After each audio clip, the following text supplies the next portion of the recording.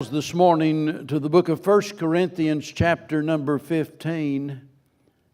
I started to say open your Bibles to the same place you did in Sunday school, but that might have embarrassed folks, but so I wouldn't do that, of course. While you're turning there, let me say this. I want to start my message in sort of an unusual way, and hopefully you'll understand why in a little bit. Being a preacher now 52 years, I know firsthand what a struggle it can be to keep going. Without, being defeated by difficulties or by disappointments. And I think if any preacher would be honest with you, they would tell you that they've had sometimes, maybe not many, but they've had a few times in their life where they just felt like quitting. And had it not been for the fact that they knew that God had called them to preach, that was their solemn duty, that was their responsibility, had it not been for knowing that, they would have thrown in the towel. The fact of the matter is, they know they don't have the right to quit. They don't even have the right to talk about quitting, actually, or to express their feelings that might, in some way discourage others. The only person in the world that could understand any better than a preacher, or as well, would be a preacher's wife. Now, you might think that I'm making mention of all of those things to praise preachers, which I guess would be fine, but you're wrong. I mention this because there's something that I'm even more impressed with. Whenever a man tells me that God has called him to be a preacher, if a woman tells me she's been called to be a preacher, I just tell her she's a liar, because that's not true. Well, if it hurts, that's too bad.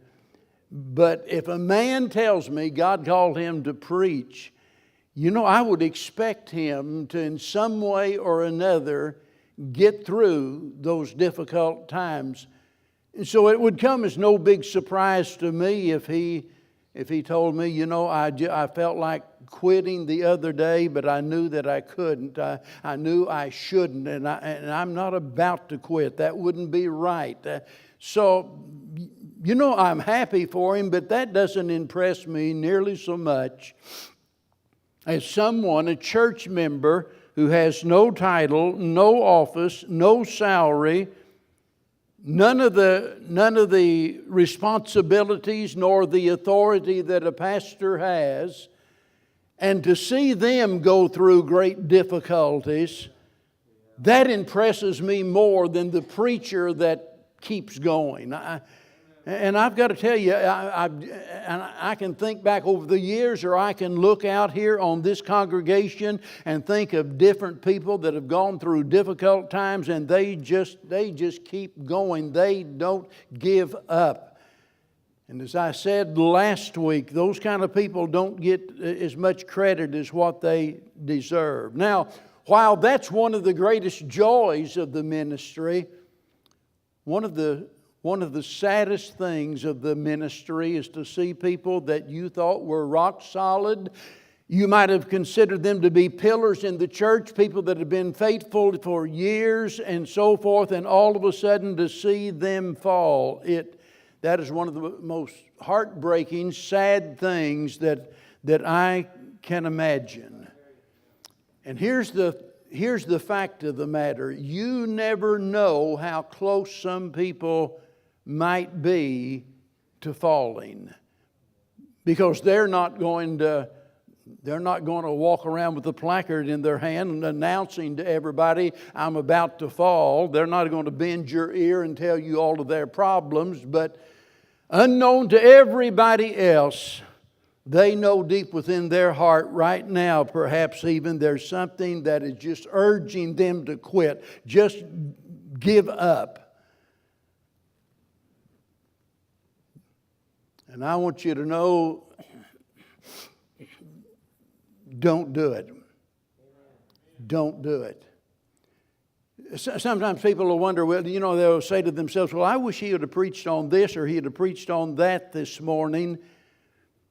But if you knew everything as God does, and you knew the needs of people in the congregation, you would understand exactly why God puts it on a preacher's heart to preach a certain message.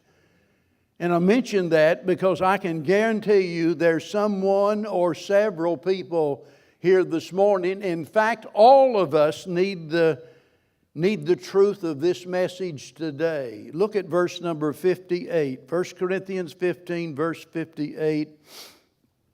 I want to speak to you this morning about staying steadfast. Paul says, therefore, my beloved brethren, be ye steadfast, unmovable, always abounding in the work of the Lord, for as much as ye know that your labor is not in vain in the Lord. Over the years, I've seen a great many Christians that have fallen.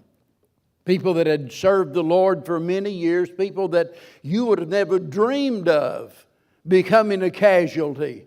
And some way or another, something happens and they fail.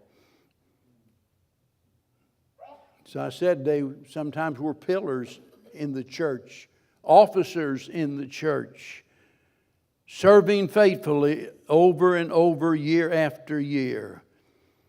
And as a pastor, it always makes me wonder, could I have done something to prevent that? Because every pastor can look back upon his ministry and think of things that he could have done better. Every parent can think of things they could have done better.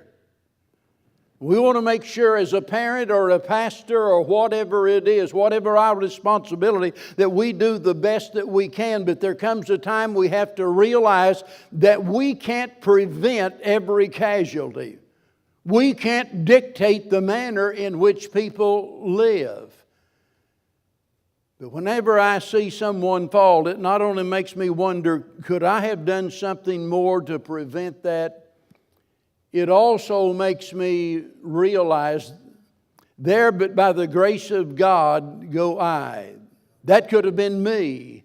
And if you're here this morning and you think, well, that would never happen with me because I don't have any intention of ever giving up. I don't plan to ever quit. I'm here for the long haul. I'm going to stay. Yeah, that's what they thought too. They would have said exactly the same thing. The Bible says pride goes before destruction and a haughty spirit before a fall. Whatever you do, don't ever think it can't happen to you. Now notice again exactly what Paul says. And notice who he's talking to. My beloved brethren. These are people that he cares about deeply. Be ye steadfast, unmovable, and always abounding. So many times in our life we reach a certain point that, as Willie was talking about, wanting to know more about the Lord, and we get to that point that we're doing enough, that that we can just sit back and live on our laurels because we did this and we did that and we've done enough. And all of a sudden we just kind of put the brakes on. And it always ends up defeating us in some way or another. Notice, always abounding. Not just doing what you've done, but abounding. And there are times in our life, because of our health or because of our age, there are times that we can't do what we used to do, but we can abound more and more in the service of the Lord.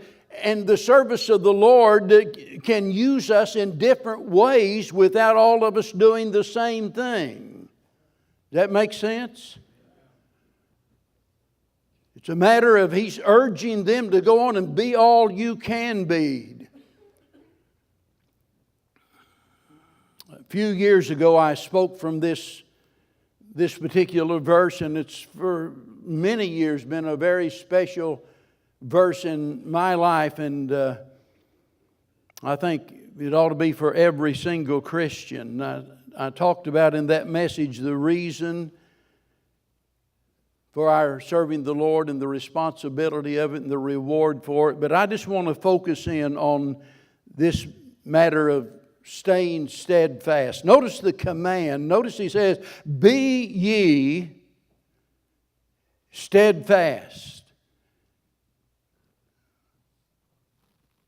Notice the words "be ye." That the scholars tell us, that are well grounded in the Greek, tell us that is a present imperative. It's a command that calls for continuous attention. It's not something that we can, just focus on today and then ignore the rest of the time. But he's telling us this ought to be an ongoing thing. Be ye steadfast, unmovable, always abounding in the work of the Lord. So, to put it another way, when we think about the work of the Lord and our responsibility, we're always on duty. I mean, it's 24/7, always on duty. It's not something that we just do on Sunday. I realize that's the way it is with a lot of people, Christianity is just, an attachment to their life. It's something that they do occasionally. But we need to realize whether we go off to school, whether we go off to work, wherever we are, we're on duty as a Christian. Be steadfast, unmovable, always abounding. That sounds so simple, and yet so many fail to do that. Notice the causes of failure, and Paul doesn't enumerate a lot of things, but we could just take time and go back through his letter to this church, and we'd see there are numerous things that cause us to fail in this area. For one thing, it might have to do with our desires. We know what we ought to do, we just don't want to do it because we'd rather do something else. We have a greater desire to do something other than serve God. That's all it amounts to. It's not that we've got any particular great difficulty in our life, something that we need to overcome. It's just we've chosen to do something else because the lure of the flesh is greater than our desire to serve God. It might be a distraction. And I realize that desires and distractions can be closely connected, but sometimes they're completely different things, because there's a lot of things that can distract us that are, good causes. That's what makes them so dangerous. We could get involved in a lot of different things regarding volunteer work. You could go to nearly any hospital and say, "I want to sign up for a volunteer program. I'm willing to do whatever you need me to do here. I'll be a volunteer." They could use volunteers. Nothing wrong with that. I can think of many other organizations where it would be, something that would be commendable for people to be involved in, but only to the extent that it doesn't hinder us from serving the Lord. It's like somebody said, the greatest enemy of that which is best is not that which is worst, it's that which is good. We let the good things crowd out the best things. We get distracted by things that in and of themselves are not sinful, but sinless things can become sinful. And they distract us and ultimately defeat us in what God has purposed us to do with our life. It might be difficulties of some kind.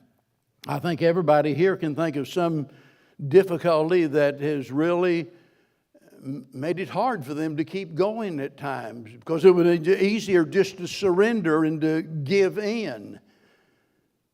A lot of times, even we Christians, we get to thinking that God's just being unfairly difficult with us. You know, we think about our love for the Lord, our faithfulness to the Lord, and some way or another we suspect that we ought to be exempt from this, and we get slapped right in the face with some great difficulty in our life. But God does not exempt us from duty because it's difficult or even because it's dangerous. Try to put yourself in the sandals of the apostles, for example, whenever the Lord commissioned them to go and to preach. And let me tell you, they were going into hostile territory. There were people that hated and despised them. They were beaten, in prison, and even put to death. And yet the Lord never said, as long as it's not too dangerous, you go. No, He just sent them right out there into the mouth of the lion. So just because something is difficult doesn't give us the right to become a dropout. And then, of course, there is the cause of discouragement. That's probably, I think, maybe the most common, the top thing on the list for most people. It threatens every Christian at some time or another, and it can be caused by so many different things. It could be some of the things I've just mentioned. It could be some of the things that we've not even thought of, but something discourages us. It might be opposition from others. It might be failure on our part. It can be a 1,001 different things, I suppose, but we get discouraged, and when we get discouraged, all of a sudden we're defeated.